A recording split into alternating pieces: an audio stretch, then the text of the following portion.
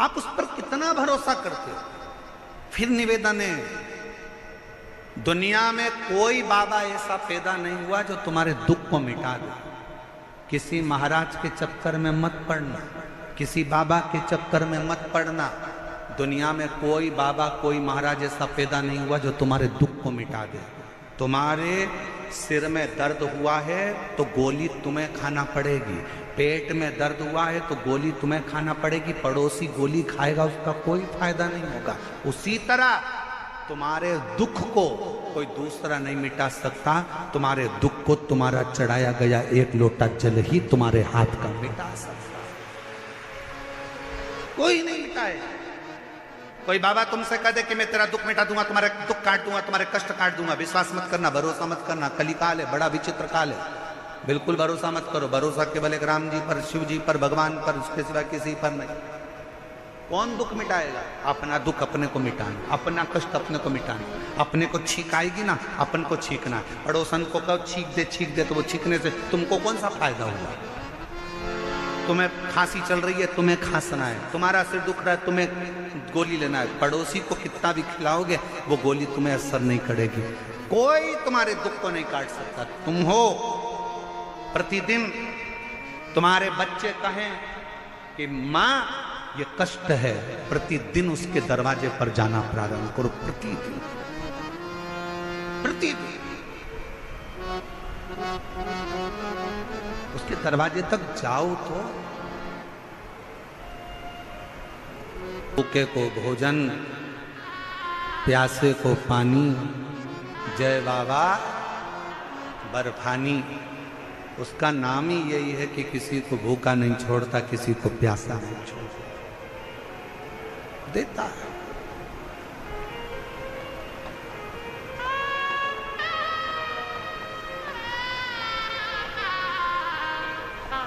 और एक बात कहें, ए मेरी दिल्ली की जीजियों, बहुत बड़ी बात है, बहुत ध्यान से सुनना।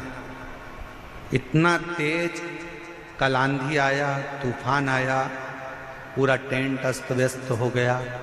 उसके बाद कथा दिल्ली में नहीं होती, पर मैं दिल्ली प्रशासन को, यहाँ के IG, DIG, commissioner, collector, SP और यहाँ की समिति को धन्यवाद देता हूँ कि यह कथा तीसरे दिन चालू है। बहुत मुश्किल था और इसमें सब जोरदार ताली बजाओ, कुछ साधारण ताली नहीं, अच्छी जोरदार ताली जो ये कथा चालू। नहीं तो बहुत कठिन था, बहुत कठिन।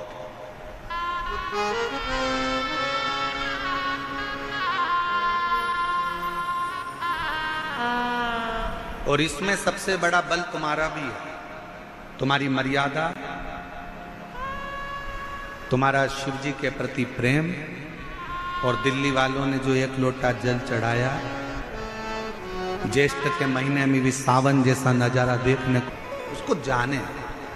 शंकर शंकर है, ओघड़ी ओघड़ी है, शिव शिव है, उसको पहचान। आप कितना उस पर भरोसा करते हो, कितने उस पर आश्रित रहते हो, ये आपके ऊपर निर्भर करता है। हे पार्वती, तुम्हारी माता तुमको हाथ पकड़कर तुम्हारी नानी के घर लेकर गई हैं और नानी के घर में मत्स्यधा ने, तुम्हारी नानी ने तुमको पार्थिव लिंग का पूजन करना बताया, उसका आराधना करना बताया। आराधना। कई लोग कहते हैं क्यों गुरुजी आप उपाय बताते हो? शिव महापुराण की कथा कहती है, देखिए ये इसको उपाय नहीं, इसको पूजन करने की पद्धति कहते हैं, इसको तरीका कहते हैं। डॉक्टर के पास जाते हो, डॉक्टर दवाई देता है, लिख कर देता है, इसको सुबह खाना, इसको दोपहर में खाना, इसको शाम को खाना, इसको ऐसे खाना, इसको पानी से खाना, इसको गर्म दूध से लेना, इसको ठंडे पानी से लेना। शिव महापुराण भी वही बताती है। शिव जी को बेलपत्र कैसे चढ़ाना, शंकर को काली मिर्च कब चढ़ाना, शंकर भगवान को दूर्वा कब चढ़ाना, शंकर भगवान को शमी पत्र कब चढ़ाना, शंकर भगवान को कनेर का फूल कब चढ़ाना, शंकर भगवान के अशोक सुंदरी वाली जगह पर स्पर्श कब करना, कब आपको जया विषहरा शामली बारी दौतली देव शंकर जी की बेटियों का स्मरण कब करना। जब 2 बजे से 5 बजे तक कथा सुनेंगे तो उसमें शंकर जी की बेटियों के जीवन का एक एक चरित्र श्रवण करेंगे, एक एक चरित्र, कैसे हम शिव जी को रिझाते।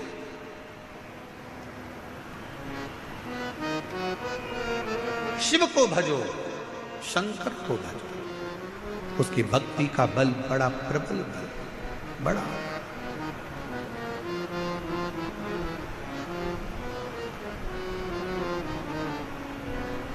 दिल्ली में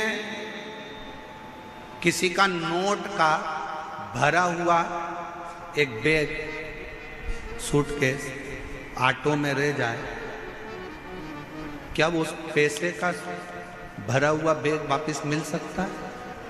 जम के बोलो जरा। अब देखिए एक पत्र,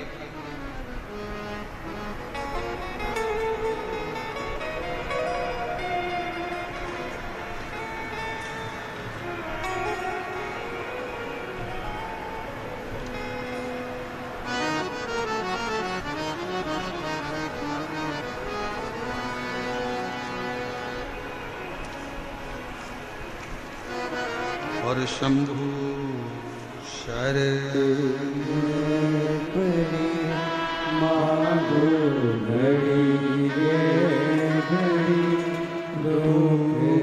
ने कहा कि पैसे का भरा हुआ कंपनी का पूरा की पूरा थैला चले गया और वो गाड़ी, वो जो गाड़ी करी थी वो गाड़ी चली गई, ढूंढा ढांडी हुई, समझ नहीं क्या करते। एक बार आपने कहा था भरे हुए कलश में बेलपत्र रखकर तुमरुका जी का नाम लेकर अगर उस पर हाथ रखकर अपनी प्रार्थना करें, श्री शिवाय नमस्तुभ्यम का जप करें तो जरूर मिलता है। हमने वही करना प्रारंभ करा और मैं बाबा को धन्यवाद दूं। कुछ देर बाद ऑटो का नंबर निकला, ऑटो वाला खुद आकर कहता है भैया आपका एक बैग मेरे ऑटो में पीछे रखा रह गया था, ये बैग आप ले लीजिए। ये बैग ले, ये बैग आप ले लीजिए। क्या हो सकता है गुरु जी ऐसा?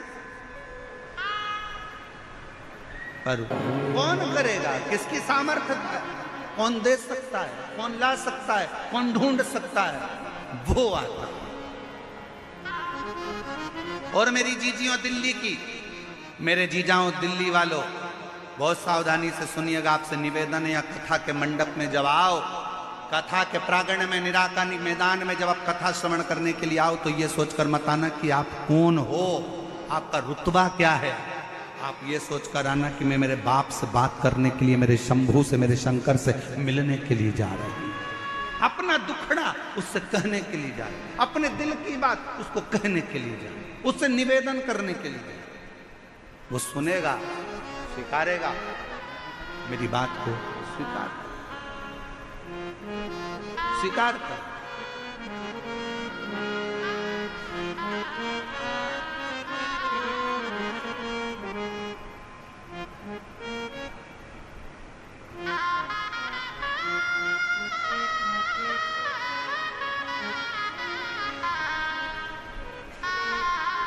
पार्वती, तुम्हारी नानी ने तुम्हें शंकर की पूजन करने का भाव बताया। भाव कई लोग कहते महाराज जी आप उपाय बताते। ना ना, हम उपाय नहीं बताते, हम तो शंकर की पूजन का विधान बता रहे हैं कि शिव को कैसे रिझा सकते हो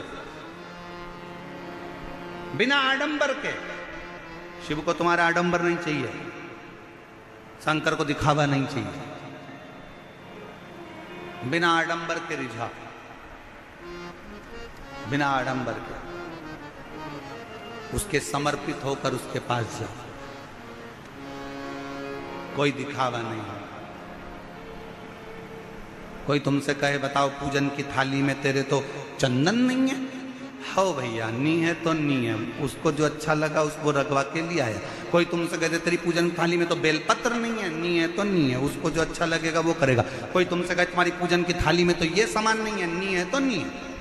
हम तो बाबा के भरोसे चलते हैं, हम तो बाबा के भरोसे चलते हैं। ये दुनिया वाले जलते हैं, ये दुनिया वाले जलते हैं, डमरू वाले के भरोसे चलते हैं। हमें नहीं मालूम। कोई कहे तुमने ये वाला मंत्र गलत पढ़ दिया, कोई कहे तुमने ये गलत बोल दिया, कोई कहे तुमने ये गलत कर दिया, कोई कहे तुमने पूजन में ये मंत्र बोलना था, कोई ने कहा तुम्हें वो मंत्र बोलना था। हाथ जोड़कर कहना मुझे नहीं मालूम कि मुझे कौन सा मंत्र बोलना था। मैं तो केवल एक मंत्र जानती हूँ। एक मंत्र मेरा है, या तो मैं पंचाक्षर मंत्र का जाप कर लूं, नमः शिवाय, षडाक्षर मंत्र का जाप कर लूं, ओम नमः शिवाय, और नहीं तो मैं तो एक मंत्र जानती हूं, श्री शिवाय नमस्तुभ्यम। हे शंकर पार्वती, मैं आपको नमन करती हूं, बस इतना जानती हूं, मैं आपको प्रणाम करती हूं और मुझे कुछ नहीं है, कुछ।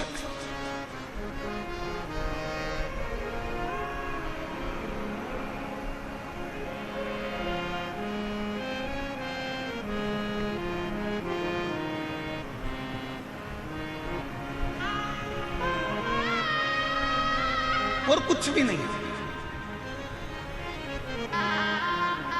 कुछ नहीं है हमारे पास।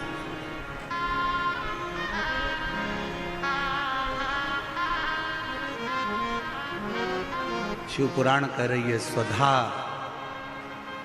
ने तुमको पूजन करने का विधान बता दिया, विधान। और यही जरूरी है। डॉक्टर की दवाई को एक साथ खा जाओगे, असर नहीं करेगी। डॉक्टर की दवाई, डॉक्टर कहता है इसको सुबह खाना, इसको खाली पेट खाना, इसको रात को खाना, इसको सुबह खाना, इसको शाम को खाना।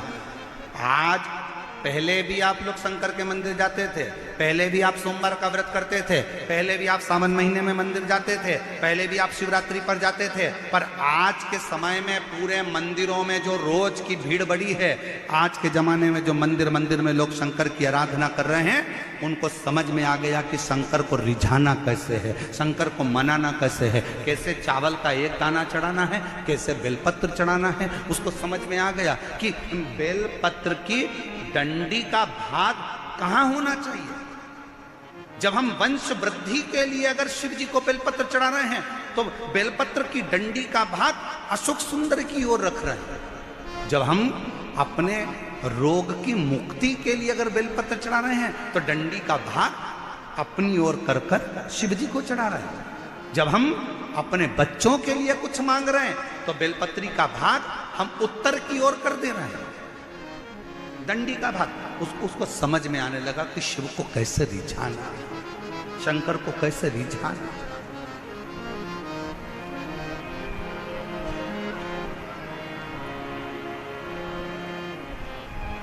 शिव कैसे मिल सकता है।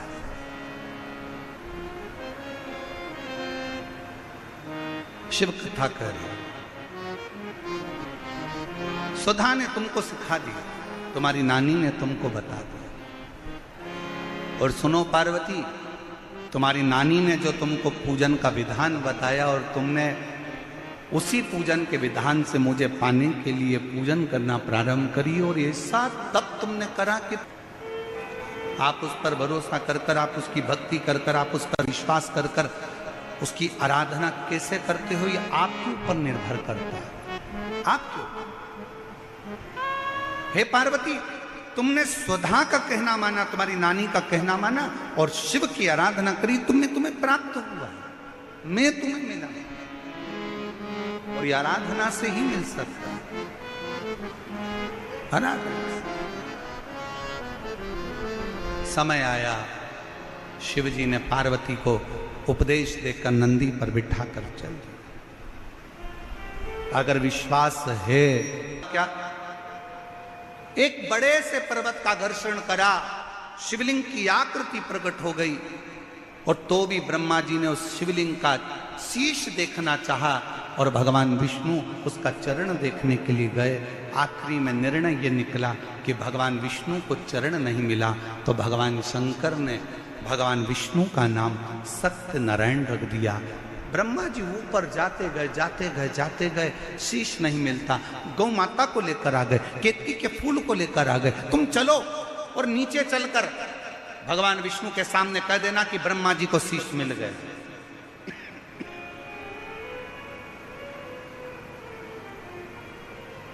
ब्रह्मा जी को यह नहीं मालूम था कि शंकर भगवान को जितनी बेलपत्र में प्रेम है, शिव जी को जितना बेलपत्र से प्रेम है, शिव जी को उतना सत्य से प्रेम है।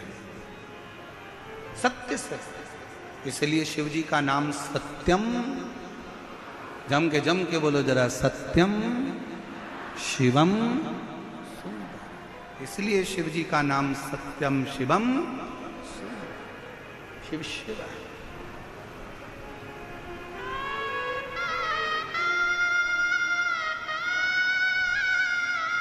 झूठ बोल, गौ माता ने झूठ बोला। शिव जी ने कहा गौ माता होकर झूठ बोलती हो? सारे देवताओं की परिक्रमा आगे से होगी, गौ माता तेरी परिक्रमा पीछे से होगी। गौ माता की परिक्रमा आज भी गाय की पूंछ से प्रारंभ होकर पूंछ पे विराम होती है। केतकी का फूल तू झूठ बोला है, मैं तुझे श्राप देता हूं। सारे देवताओं पर पुष्प चढ़ेगा, पर यह केतकी का पुष्प कभी शंकर पर नहीं चढ़ेगा। अगर भूल से भी यह केतकी का पुष्प चढ़ गया तो गौ हत्या के दोष के बराबर दोष है। केतकी नहीं चढ़ी। ब्रह्मा जी ने फिर झूठ बोला, फिर झूठ। और जब झूठ पर झूठ ब्रह्मा जी बोलने लगे तो भगवान शंकर ने अपने पैर के अंगुष्ठ का नख तोड़कर फेंका, काल भैरव को प्रकट कर लिया। काल भैरव से कहा मारो, इस ब्रह्मा का सिर काट दो। जिस ब्रह्मा के मुख से झूठ निकल रहा है उसको काट दिया जाए।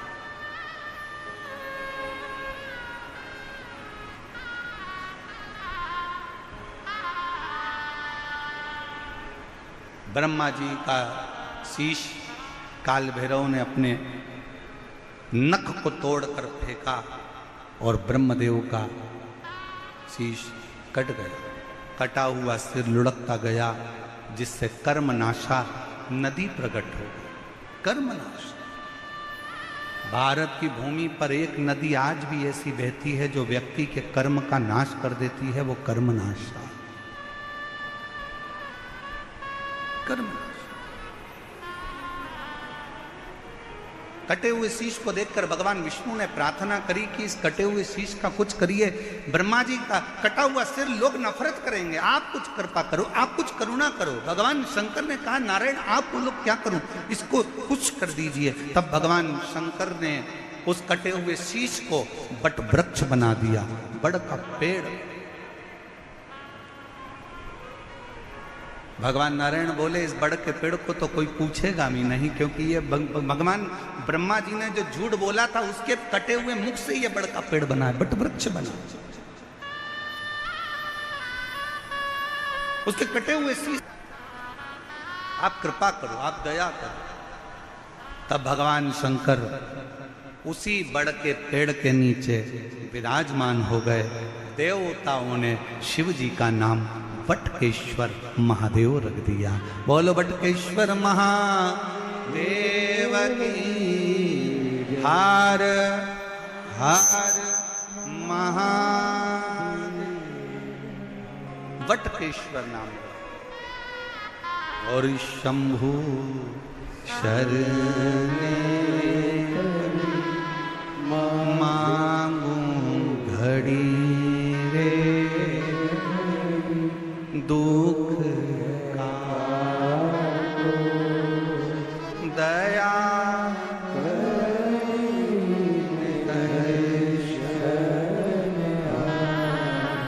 ओ शंभो